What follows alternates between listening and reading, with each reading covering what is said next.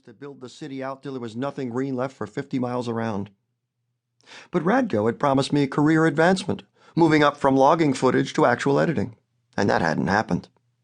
On this particular morning, as on too many mornings in the past, I felt I just couldn't face the editing bay, the computer screen, the eternal idiocy of the dialogue repeated over and over through take after take, frame after frame. "No, Jim, stop. No, Jim, stop. No, Jim, stop." I used to be in a band. I had a college degree. I was no drudge. Before I could think, it was out. "It's the baby," I said. There was a silence I might have read too much into. Then Radko, dicing the interrogative, said, "What baby?" "Mine, my baby. Remember the pictures Clover emailed everybody?" My brain was doing cartwheels. 9 months ago, when she was born?" Another long pause. Finally, he said, "Yes." "Well, she's sick. Very sick, with a fever and all that. We don't know what's wrong with her." The wheel of internal calculus spun one more time, and I made another leap, the one that would prove to be fatal. "I'm at the hospital now." As soon as I hung up, I felt as if I'd been pumped full of helium, giddy with it, rising right out of my seat. But then the slow seepage of guilt, dread, and fear started in, drip by drip, like bile drained out of a liver gone bad. A delivery truck pulled up next to me. Rain beat at the windshield. 2 cholos rolled out of the apartment next to Violetta's, the green block tattoos they wore like collars glistening in the light trapped beneath the clouds. I had the whole day in front of me. I could do anything, go anywhere.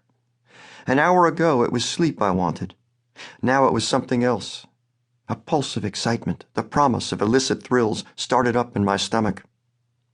I drove down Ventura Boulevard in the opposite direction from the bulk of the commuters. They were stalled at the lights, a single driver in every car, the cars themselves like steel shells they'd extruded to contain their resentments. They were going to work. I wasn't. After a mile or so, I came to a diner where I sometimes took Clover for breakfast on Sundays, especially if we'd been out the night before, and on an impulse, I pulled into the lot. I bought a newspaper from the machine out front, and then I took a copy of the free paper, too, and went on in and settled into a seat by the window. The smell of fresh coffee and home fries made me realize how hungry I was, and I ordered the kind of breakfast I used to have in college after a night of excess, salt, sugar, and grease in quantity, just to open my pores.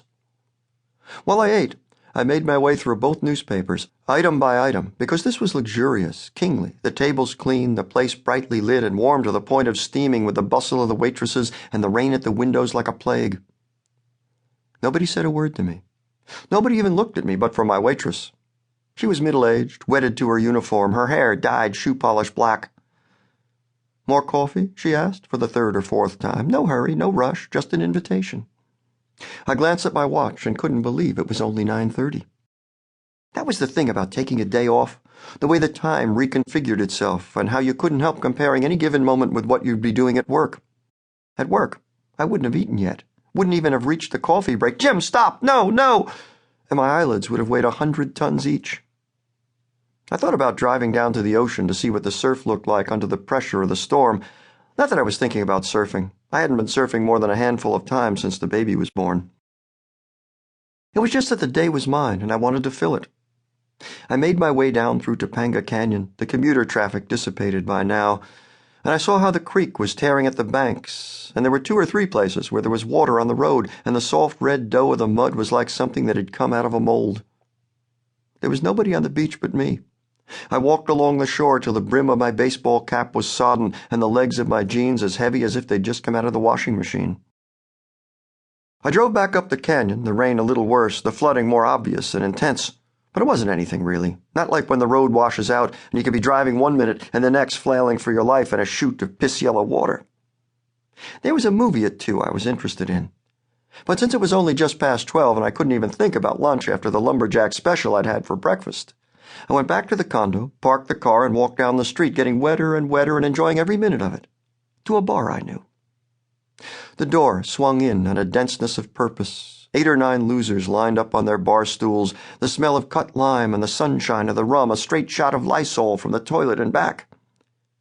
It was warm, dark. A college basketball game hovered on the screen above the cash register. "A beer," I said.